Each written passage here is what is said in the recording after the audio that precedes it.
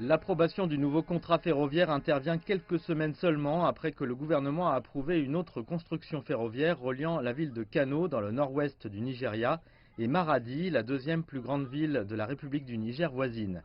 Le gouvernement est également en train de construire une autre ligne de chemin de fer entre la ville commerciale de Lagos et la ville d'Ibadan dans le sud-ouest du pays.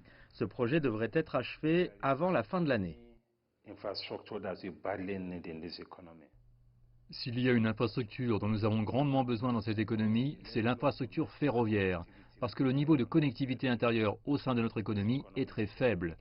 Cette économie est une très grande économie, et plus l'économie est intégrée, plus elle croît rapidement, et plus l'économie sera inclusive. Et si nous sommes en mesure de bâtir une économie inclusive grâce à cette intégration plus rapide, l'impact sur la pauvreté, l'impact sur l'emploi sera énorme.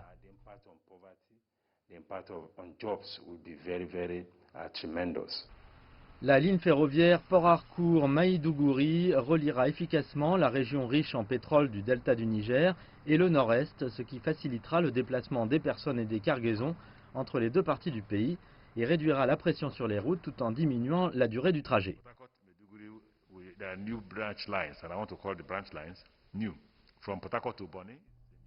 De Port Harcourt à Boni, il s'agit d'une nouvelle ligne.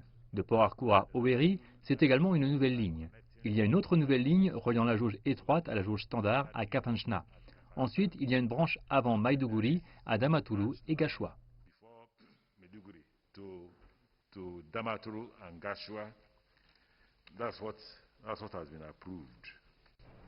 Le gouvernement affirme que la voie ferrée est capable de transporter 11 millions de tonnes de marchandises et les économistes pensent qu'il s'agit d'un projet ferroviaire attendu depuis longtemps. Plus nous aurons ce genre de projet, meilleure sera notre économie.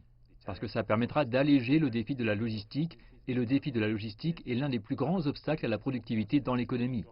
C'est l'un des plus grands facteurs du coût de production, du coût de distribution et même des défis inflationnistes que nous avons dans l'économie. Je pense donc que c'est une évolution bienvenue.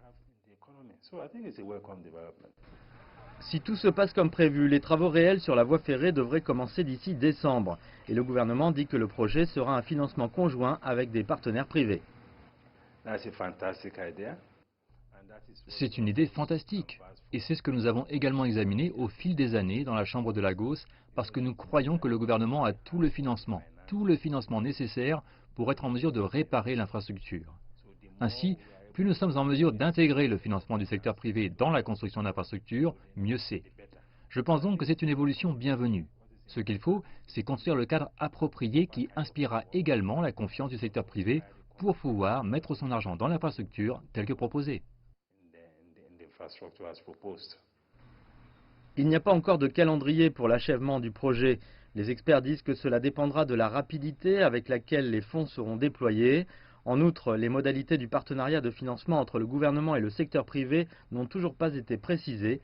Ainsi, le gouvernement actuel pourrait avoir disparu depuis longtemps, avant que la ligne de chemin de fer ne soit terminée et ne devienne opérationnelle.